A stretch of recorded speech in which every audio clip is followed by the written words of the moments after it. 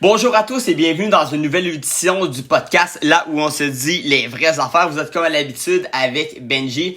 Aujourd'hui, on commence la saison automnale où le sport, il y en a à la tonne. Autant du football, du hockey, la fin de saison au baseball et au soccer.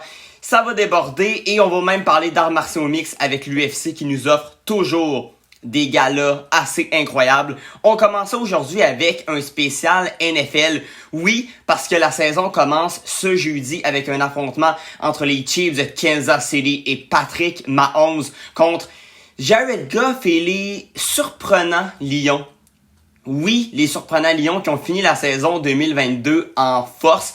Est-ce qu'ils pourront répéter en 2023? C'est ce qu'on va analyser dans ce podcast. Les Chiefs, eux, vont tenter de défendre leur titre au Super Bowl acquis contre les Eagles de Philadelphie. Ça commencera ce jeudi au Arrowhead Stadium. On va commencer par une division probablement la meilleure de la NFL. Je parle ici de l'association la division Est de l'association américaine avec les Bills de Buffalo, les Dolphins de Miami, les Jets de New York et les Pats de la Nouvelle-Angleterre. Pourquoi la meilleure division de la ligue? Ben, c'est pas compliqué. Parce que Aaron Rodgers est finalement parti de Green Bay pour aller dans la grosse pomme avec les Jets. Et on l'a entouré de la meilleure des façons. On est allé chercher des receveurs en Randall Cobb, un receveur qui lui a fait confiance toute sa carrière à Green Bay, Mecole Hardman à Kansas City, qui a quand même fait ses preuves avec Patrick Mahomes, et là va avoir encore une fois un carrière de premier plan. Mais surtout, les Jets ont déjà un receveur numéro 1 en Garrett Wilson, qui, malgré des carrières l'année dernière, coup-ci coup-ça, a été un receveur de premier plan. Il a démontré qu'il pouvait être un des meilleurs receveurs dans cette ligue-là. Les Jets comptent aussi sur une défense assez hermétique avec, entre autres, un de mes joueurs préférés, Sauce Gardner. Un des meilleurs demi-coins, a prouvé sa valeur l'année passée à sa première année. Peut juste être meilleur cette année s'il reste en santé. On a également des joueurs comme CJ Mosley qui sont capables de faire la différence. On a beaucoup de playmakers, comme on peut appeler sur la défensive, mais autant en attaque. Les Jets vont être à surveiller dans cette division-là. Mais là, je parle des Jets. On n'a pas parlé des Bills et Josh Allen qui sont une équipe prétendante au Super Bowl à chaque année. On peut se demander par contre, est-ce que la fenêtre d'opportunité est passée pour les Bills là? Cette année, ça va être à confirmer, mais on a toujours un des meilleurs corps de la ligue. On a un des meilleurs receveurs également, Stefon Diggs, qui a été insatisfait en fin d'année dernière. Est-ce que cette année, c'est la dernière à Buffalo? Si ça marche pas, est-ce qu'il va vouloir vraiment quitter à la fin de la saison? C'est quand même une grande possibilité. Mais on a un état de receveur de premier plan. Le défi à Buffalo, c'est le jeu au sol. Depuis des années, on se le demande. Et l'autre question, c'est en défensive. On sait que Von Miller ne sera pas prêt pour le début de la saison. Se remet toujours de sa blessure au ménisque qu'il avait eu à l'Action de grâce américaine à la fin novembre. Mais la défense des Bills reste tout de même une des meilleures, avec des joueurs entre autres comme Demarius White, qui a eu une grave blessure l'année passée au genou. Est en train de revenir en force cette année, mais les Bills sont toujours à surveiller. Et on a les Dolphins de Miami avec Tua Tagovailoa, qui, on va espérer, peut rester en santé cette année malgré des commotions cérébrales à répétition l'année passée. S'il peut rester en santé, les Dolphins ont une équipe pour faire des gros dégâts là. Quand tu as des receveurs comme Jalen Waddle, tu peux aller très loin et on s'entend là, les Dolphins ont quand même une bonne défense. On a ajouté Jalen Ramsey également pendant la saison morte pour ajouter. Malheureusement, il commencera pas la saison, lui aussi blessé, mais va arriver en cours d'année.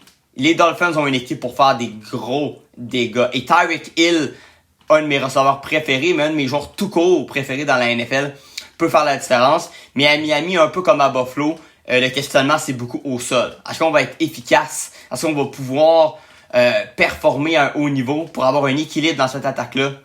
La question va être là. Et les Pats, c'est toujours une équipe à surveiller. Là. Je veux dire, quand tu as Bill Belichick comme entraîneur, faut jamais les prendre pour acquis. Avec un Mac Jones qui montre qu'il est un bon carrière dans la NFL. Pas un des meilleurs, par contre. Mais on est allé chercher un gars comme Juju Smith-Schuster qui a eu une excellente saison avec les Chiefs pour être le receveur numéro 1 de cette escouade-là. Est-ce que ça va suffire? Ça va être une bonne question.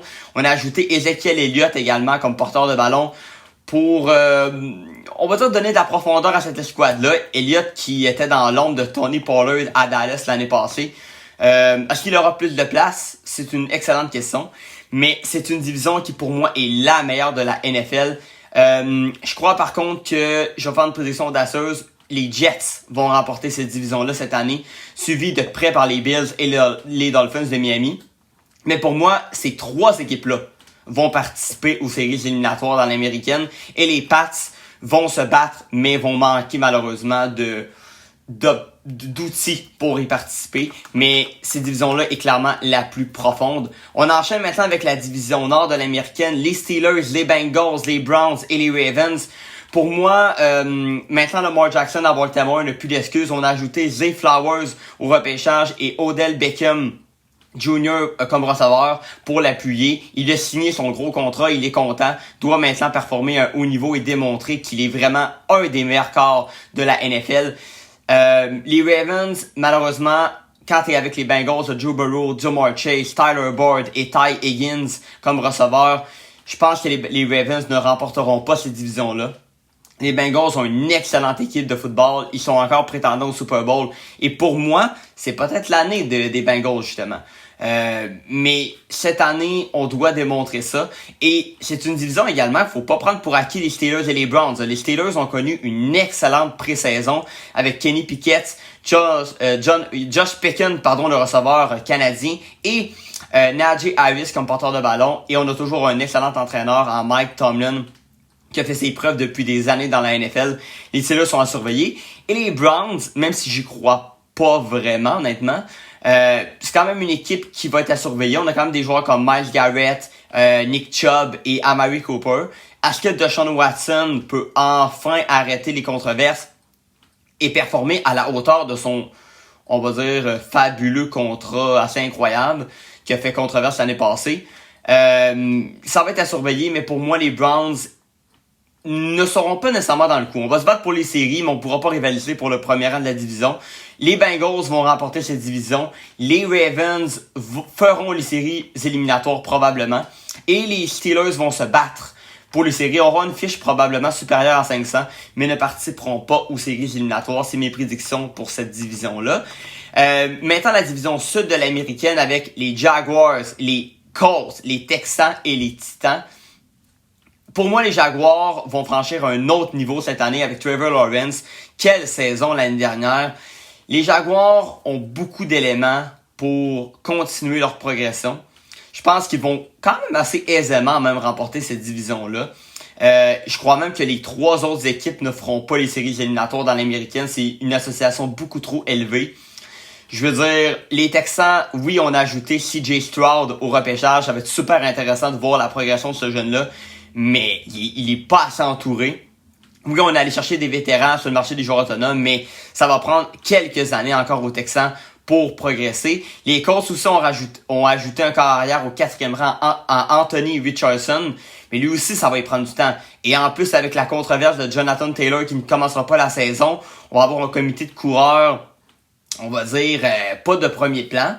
Et on a un nouvel entraîneur également. Donc ça va être à surveiller. Et les Titans, j'y crois de moins en moins à ce noyau-là de Derrick Henry et Ryan Tannehill. Oui, Derrick Henry reste un des meilleurs porteurs de ballon de la NFL, mais il est pas assez entouré. On n'a pas nécessairement de receveur numéro 1. La défense reste un véritable chantier au Tennessee. Pour moi, c'est peut-être la division la plus faible de l'association américaine. Les Jaguars vont gagner cette division-là et les trois autres équipes ne feront pas les séries éliminatoires. C'est dommage, mais du côté des Colts, la controverse de Taylor va ternir un peu le début de saison. Et on va terminer avec la division ouest de l'américaine avec justement les champions en titre, les Chiefs de Kansas City, qui pour moi vont encore remporter cette division-là. Mais attention, parce je trouve qu'on n'a pas de receveur numéro 1 à Kansas City. Depuis que Tyreek Hill est parti, ça ne nous a pas empêché l'année passée, oui, de remporter le Super Bowl. C'est clair que quand tu as le meilleur joueur du monde dans ton équipe en Pat Mahomes, on s'entend que ça aide. Mais pour moi, il va manquer peut-être un peu de profondeur cette année. Surtout si Chris Jones, exemple, en défense, ne revient pas. On sait qu'il est insatisfait de sa situation contractuelle présentement. Ça va être à suivre. Mais les Chiefs, oui, vont probablement remporter cette division-là, mais pour moi, ne gagneront pas le Super Bowl cette année. Ça va être à suivre. Il va falloir qu'un receveur se mettre en valeur pour vraiment être un receveur numéro 1. On a perdu en plus Michael Hardman et Juju Smith-Schuster sur le marché. C'est une jeune escouade. Et en plus, au niveau des porteurs de ballon, oui, on a Isaiah Pacheco, que j'aime vraiment bien, mais devra lui aussi démontrer qu'il est un véritable porteur numéro 1 dans la NFL. Et on est quand même dans une division compliquée, là. Les Chargers, c'est quand même une bonne équipe de football. Justin Herbert, qui est un des meilleurs corps de la NFL, jeune corps encore, hein. Une escouade de receveurs puissante avec Keenan Allen et Mike Williams. On a même acheté un receveur au repêchage. Les Chargers, c'est une bonne équipe. Malheureusement, c'est une équipe qui a toujours eu la réputation d'être une équipe qui performe pas quand c'est le temps. On a échappé une avance incroyable contre les Jaguars en série l'année passée. J'ai bien hâte de voir, mais on devra prouver qu'on est une équipe de premier plan. Et t'as les Raiders avec l'ajout de Jimmy Garoppolo, qui c'est intéressant. Garoppolo qui a démontré dans sa carrière qu'il est quand même un corps qui est capable de faire le travail dans la NFL comme numéro 1. Pas un corps élite selon moi, mais quand même un corps qui est capable de faire le travail. On a un receveur numéro 1 en Devante Adams. Les Raiders probablement ne feront pas les séries, selon moi, mais c'est une équipe qui va être à surveiller puis qui peut causer des dégâts à l'occasion. Et c'est la même chose pour les Broncos de Denver. Est-ce que Russell Wilson, c'était seulement une erreur l'année dernière ou est-ce qu'il est tout simplement fini? Ça va être à suivre. On a amené un entraîneur mythique en Sean Payton pour essayer de le relancer. On a quand même une bonne équipe, on a une défense très solide. Les Broncos aussi peuvent causer des surprises, mais pour moi, ne feront pas les séries éliminatoires. Dans cette division-là, pour moi, eux qui feront les séries, c'est les Chiefs et les Chargers, qui ont quand même une trop bonne équipe, selon moi, pour pas faire les séries. Mais les Chiefs remporteront cette division-là. Et d'ailleurs, on en parlera tout à l'heure, mais les champions du Super Bowl, pour moi, sont probablement dans l'association américaine cette année. Parlons maintenant de la nationale. On va aller dans la division S avec les Commanders, les Cowboys, les Eagles et les Giants. Les Eagles qui ont été champions finalistes du Super Bowl l'année dernière. On s'est incliné face aux Chiefs, justement. Les Eagles ont les éléments pour y retourner. Honnêtement, j'y crois. Je pense qu'il n'y a pas eu beaucoup de changements pendant la saison morte. On a un des meilleurs duos de receveurs de la ligue en A.J. Brown et Devante Smith. On a quand même une bonne escouade de porteurs de ballon avec DeAndre Swift, par exemple, qui s'est rajouté. J'ai l'impression tout de même que les Eagles vont gagner cette division-là, mais on devra se battre avec les Cowboys, qui auront toujours une bonne équipe, mais probablement la dernière chance de Dak Prescott de prouver qu'il peut amener les Cowboys à la terre promise cette année. On a également les Giants qui vont continuer leur progression avec un Daniel Jones qui a prouvé l'année dernière qu'il était capable de mener cette équipe-là. On a réglé le dossier Saquon Barkley pendant la saison morte. Lui qui était insatisfait de son contrat a seulement resté pour 1 an. Ça va être un dossier à suivre. Mais les Giants, pour moi, vont continuer leur progression. Et la seule équipe qui sera pas dans le coup, c'est les Commanders de Washington qui, pour moi, n'ont pas une équipe pour causer des dégâts ni faire les séries éliminatoires. Ça pourrait même être la dernière année de Ron Rivera là, qui a pas fait grand-chose d'extraordinaire là, depuis qu'il est à Washington. Une fiche perdante. Je crois pas que les Commanders vont faire grand-chose cette année. Mais pour moi, les Eagles vont tout de même remporter cette division-là. Et les Cowboys et les Giants vont se battre pour les séries éliminatoires. Les deux pourraient les faire d'ailleurs dans une association nationale un peu plus faible que l'association américaine.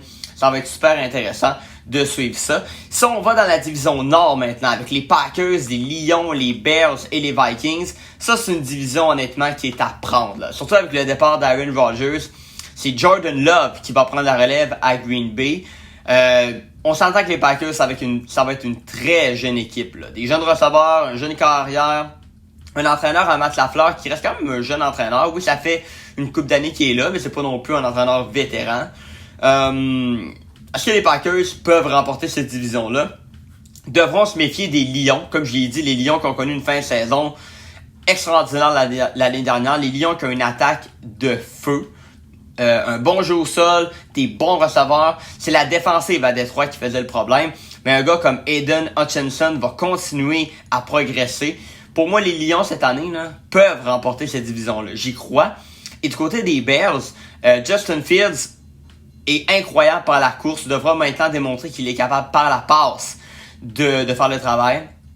Les Bears, pour moi, on n'est pas prêt encore. C'est pas une équipe qui est à maturité nécessairement pour faire les séries éliminatoires, mais c'est une équipe qui peut faire des surprises à l'occasion.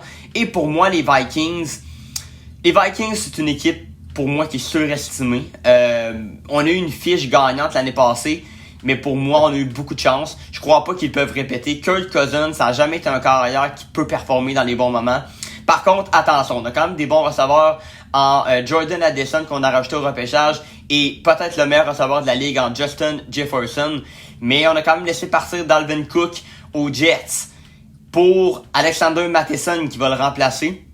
Est-ce que Mattison est un porteur de ballon numéro 1? Ça va être à suivre, mais la grande faiblesse de Vikings, c'est la défensive, qui est une défensive poreuse. On l'a pas vraiment amélioré pendant la saison morte. Donc pour moi, les Vikings, j'ai des gros doutes honnêtement sur cette équipe-là. Donc pour moi, c'est peut-être surprenant, mais pour moi, oui, les Lions vont remporter cette division-là. Et les Packers et les Vikings vont se battre pour les séries éliminatoires. Du côté des Bears, ça ira peut-être l'an prochain. Il manque un petit peu de maturité à cette équipe-là cette année. Maintenant, si on va dans le sud de la nationale, une division qui est totalement ouverte avec le départ de Tom Brady. Les Bucks, les Falcons, les Panthers et les Saints, les 4 vont pouvoir se battre pour la division. Les Saints qui ont ajouté Derek Carr, on l'a fait venir des Raiders pour être le carrière numéro 1. Enfin, peut-être, on va le dire, une stabilité à cette position-là. Avec le retour de Michael Thomas, s'il peut être en santé, avec un duo avec Chris Olave, ça peut être super intéressant. On a Alvin Kamara qui va manquer quelques matchs en début de saison, suspendu pour une histoire là à Las Vegas. Les Saints n'ont pas de mauvaise équipe, pas de mauvaise défense, pas un mauvais entraîneur non plus. C'est peut-être l'équipe la plus à maturité, je dirais, pour remporter cette division-là. Les Bucks, c'est Baker Mayfield, qui va être le carrière numéro 1, a gagné la course contre Kyle Trask pour être le partant.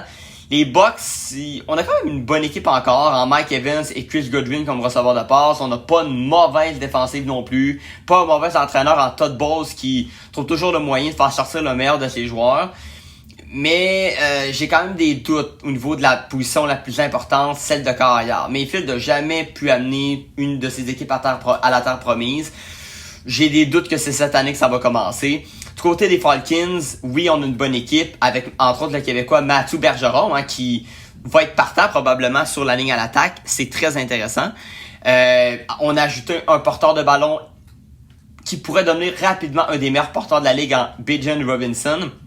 Et on a d'autres éléments, mais les Falcons également manquent de maturité. Et du côté des Panthers, c'est un peu la même chose. On a ajouté Bryce Young comme le carrière d'avenir de cette équipe-là. Mais Bryce Young, pour moi, ça va y prendre du temps. On a quand même ajouté des éléments pour l'entourer en attendant. Mais les Panthers et les Falcons, ça va leur prendre encore quelques années avant de pouvoir vraiment se battre pour les séries éliminatoires. Malgré que, comme j'ai dit, l'association nationale est tellement moins forte que peut-être qu'on pourrait se battre quand même. Mais pour moi, c'est les Saints qui vont remporter cette division-là. Et pour terminer, la dernière association dans la NFL qu'on va analyser, c'est la division ouest de la nationale avec les Seahawks, les Cards, les 49ers et les Rams. Pas de surprise ici pour moi, les 49ers sont clairement les grands favoris de cette division-là. On a toute une équipe de football, là.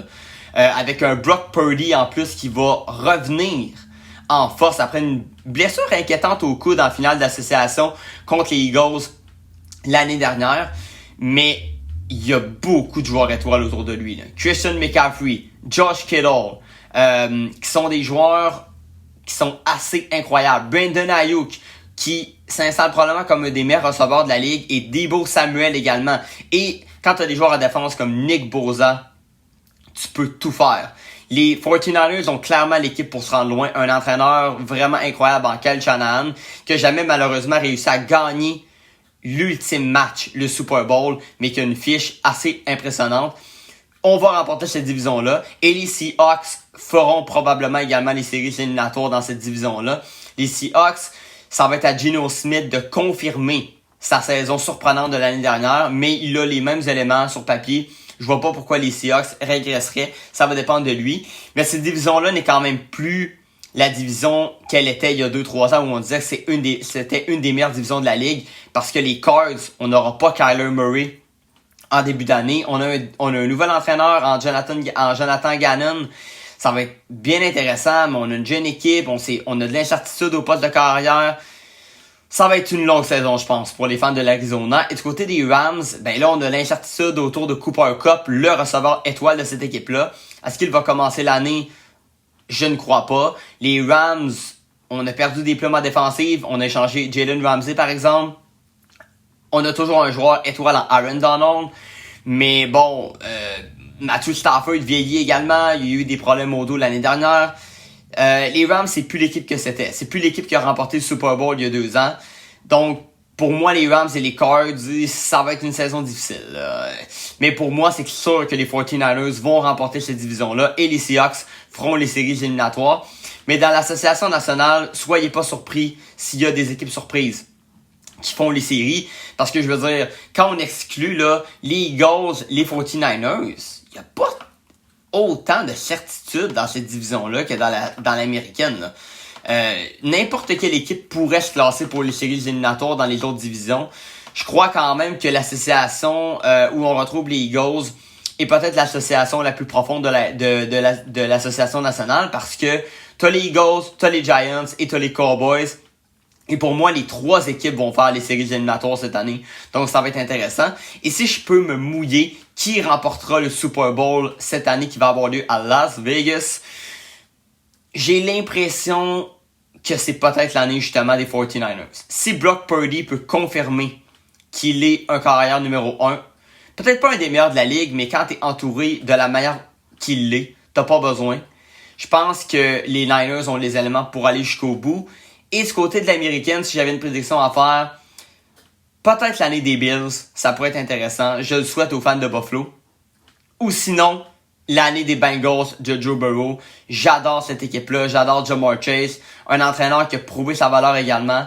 Je pense que les Bengals ont les éléments pour aller jusqu'au bout. Donc, les Bengals, les Bills ou les 49ers, peut-être les Eagles également, mais c'est dur de répéter dans la NFL, puis je crois pas que les Chiefs, par exemple, peuvent également répéter leur titre. Ça s'est pas fait depuis 2004-2005 avec les Pats.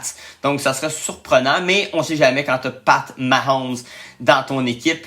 Et je vous rappelle, ça commence dès jeudi avec les Chiefs contre les Lions. Je pense que les Chiefs ont quand même débuté la saison en force. On va être gonflés à bloc chez nous, Wow Red Stadium, à Kansas City. On va commencer en force, mais attention aux Lions. Je serais pas surpris là, qu'une surprise ait lieu dans ce match-là. Ça pourrait créer une méchante onde de choc pour débuter la saison 2023-2024 de la NFL. Sur ce, merci d'avoir été là. N'hésitez pas à commenter, liker et partager cette vidéo. Ça nous fait toujours plaisir. Et bonne saison de la NFL. Profitez-en et bon fantasy football pour ceux qui en font. C'est ça la beauté de l'automne. On peut toujours faire des bonnes prédictions. Et on a hâte au Super Bowl en février. Merci d'avoir été là. On se retrouve dans une prochaine vidéo où on analysera encore l'actualité sportive. Merci tout le monde.